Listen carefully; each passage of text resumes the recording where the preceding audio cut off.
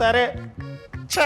ఏమైంది? నాకు ఏ బ్యాంకులు క్రెడిట్ కార్డు ఇవ్వట్లేదని నా గర్ల్ ఫ్రెండ్ ఎక్కిరిస్తూ ఉంది. నీ మొహానికి ఏ బ్యాంకు క్రెడిట్ కార్డు కూడా ఇవ్వదని. ఛీ! ఎందుకు ఇవ్వట్లేదు? నా క్రెడిట్ స్కోర్ 600 ఉంది. నాకెవరిస్తారా క్రెడిట్ కార్డా? నేను చెప్పినట్టు చేస్తే నీకు credit card on the spot వస్తుంది అండ్ దాని వల్ల నీ సిబిల్ స్కోరు స్లోగా పెరుగుతూ ఉంటుంది. అవునా? ఏం చేయాలో చెప్పే.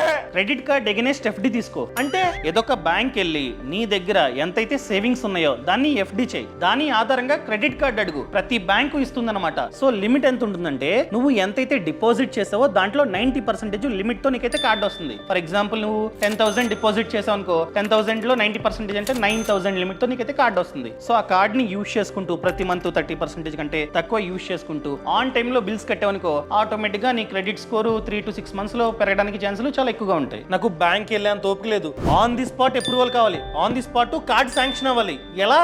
ఓ పని చేయి, ఛానల్ ప్రొఫైల్లో లింక్ ఇచ్చా, క్లిక్ చేస్తే నీకు క్రెడిట్ పే కార్డ్ అనేది వస్తుంది. 100% శాంక్షన్ అవుతుంది. ఇక్కడ మినిమం ఎఫ్డి చూసుకున్నట్లయితే 2,000 మాత్రమే. ఆ డబ్బు టెన్యూర్ తర్వాత వడ్డీతో కలిపి నీకు ఇచ్చేస్తారు. సో ఈ కార్డ్ కూడా వస్తుంది అనమాట. So limit 90%. ఇక్కడ అడ్వాంటేజ్ ఏంటంటే ఇది RuPay credit card. So credit pay app ఉంది, యూపీఐ యాప్. దానికి లింక్ చేసుకుని నార్మల్ గా పేమెంట్స్ చేసుకోవచ్చు. యూపీఐ చేసిన ప్రతిసారి 2% వరకు క్యాష్ బ్యాక్ నీకైతే వస్తుంది. డబ్బు ఆదా అవుతుంది, అదేవిధంగా క్రెడిట్ కార్డు ఉంటుంది. దాంతో పాటు నీ క్రెడిట్ స్కోర్ కూడా ఫ్యూచర్ లో పెరుగుతుంది. కావాలంటే ఫ్యూచర్ లో పెద్ద కార్డుగా అప్లై చేసుకో. సరే, ఇప్పుడే లింక్ ని క్లిక్ చేసి అప్లై చేస్తా.